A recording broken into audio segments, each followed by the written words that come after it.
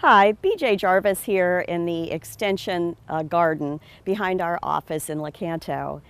And you know, it's summertime and that means hurricane season. So before the hurricane actually starts coming our way, we need to start thinking about what we need to do to prepare for that. Because if we're prepared, then the emergencies don't seem quite so scary.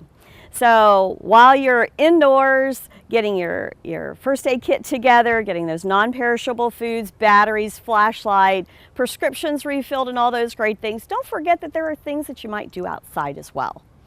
So outside, there's a couple things that I want to encourage you to do now before the warnings actually even start.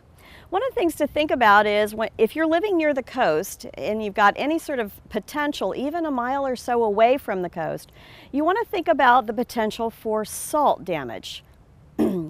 Salty water can really be blown quite a long distance with those high winds.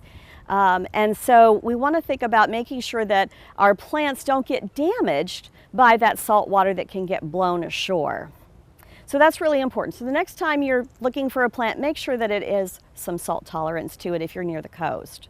For the rest of us, you want to think about plants that may become a problem for us. So that means just a check around the property.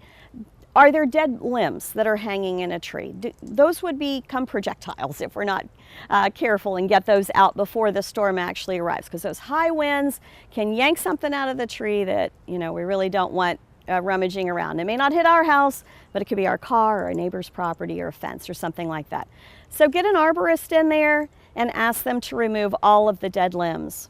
Now sometimes there are plants that are alive and those branches aren't dead, but the plant is not super healthy. A lot of times a tree is actually going to die from the inside out.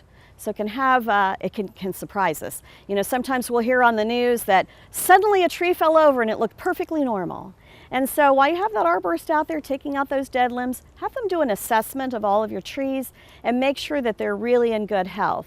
One thing to look for besides dead limbs is where two main branches come off close together. This is called codominant. They're both dominant. This is a very weak point on a tree. And so either one of those needs to be taken out. Maybe the tree is not healthy at all because it's been like that for a really long time. And so you may need to just remove that plant before the emergency occurs. So what else can we do? One last thing to think about is mulch. If you have pea gravel or rock of any kind on your property, those can become projectiles. That type of mulch can become a serious projectile, and certainly we don't want any more things flying around than has to during those high winds. So I would encourage you to look at replacing those hard mulches with a soft mulch. Shredded bark, any sort of once living material that's going to be nice and soft, so that if it does get blown out of the beds, that all you have to do is rake it up and it's not going to become a real problem in your landscape.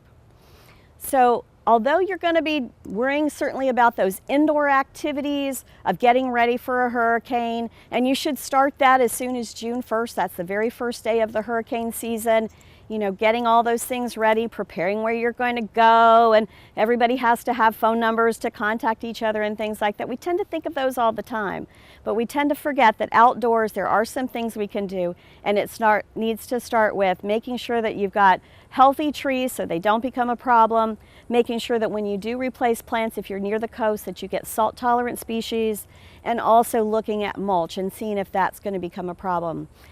Final suggestion would be, if you are like me and you like to have lots of potted plants on the front porch or hanging baskets, things like that, be prepared with a spot where you're going to go. I have the hanging baskets and pots all around my front porch. It's going to take up a lot of space, so I need to reserve some space in my garage or shed for those for when the hurricane comes. And some of them are kind of big. So I either need to get a little dolly, prepared to have a dolly, or get a close friend with a good back to help me get them inside. So these are some simple tips that you can do now and plan for now, so that when hurricane season actually comes, that you're prepared outdoors as well as indoors.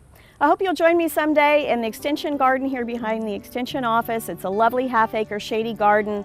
There's lots of fun things to see. Things are blooming all the time. And indoors, of course, you can always come and ask us questions.